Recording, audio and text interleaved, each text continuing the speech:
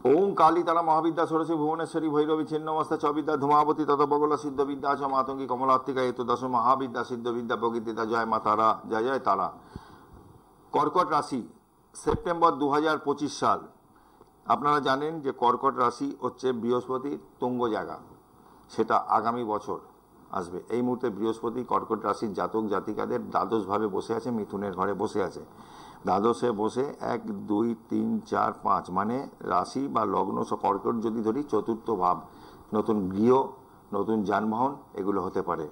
ষষ্ঠভাবে দৃষ্টি দিচ্ছে, অষ্টমভাবে দৃষ্টি দিচ্ছে। তাহলে কি হলো, শরীর স্বাস্থ্য নিয়ে একটু সতর্ক থাকবে যাদের অষ্টম ভাব পীড়িত, লগ্ন ভাব পীড়িত আছে। কর্কট রাশির এই মুহূর্তে অষ্টমে রাহু, আইনি জটিলতা আসতে পারে, পাইলসের রোগ নিয়ে সমস্যা বাড়তে পারে। নবমে শনি, পিতার হেলথ নিয়ে কিছু সমস্যা দিতে পারে। এইগুলো কিন্তু সতর্ক করে দিলাম, এই জায়গাটা ঠিক এখন রাখবেন। আর নিকট আত্মীয়র সাথে বনিবনার অভাব হতে পারে। সেকেন্ড হাউস কিন্তু খুব পীড়িত।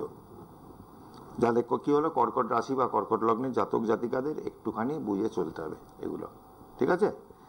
আর বলবো, বাড়ির বাস্তু নিয়মিত ঠিক রাখুন। বালিশের তলায় যাদের আইনি ঝামেলায় অলরেডি জড়িয়ে গেছেন, তারা নিয়মিত পুজো পাঠ করুন, সূর্য প্রণাম করুন, একটু কর্পূর জলে গুঁড়ো ফেলে স্নান করুন, ফিটকিরি বালিশের তলায় রাখুন। বাড়ির নেগেটিভ এনার্জি যত কম থাকবে, আপনার মধ্যে পজিটিভ এনার্জি তত বাড়বে। আর নেগেটিভ এনার্জি যখনই বেড়ে যায়, একটা মানুষের জীবনে কিন্তু নানান রকম ঝামেলা ঝঞ্ঝাট চলে আসতে থাকে।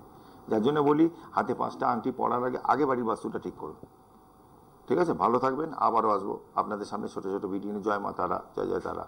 আর দুর্গাপুজোর অগ্রিম শুভেচ্ছা রইল। আগামী দুর্গাপুজো এবং গণেশ পুজোর 2 শুভেচ্ছা রইল। আপনারা ভালোভাবে আনন্দ করুন, পুজো পাঠ করুন। জয় মা তারা।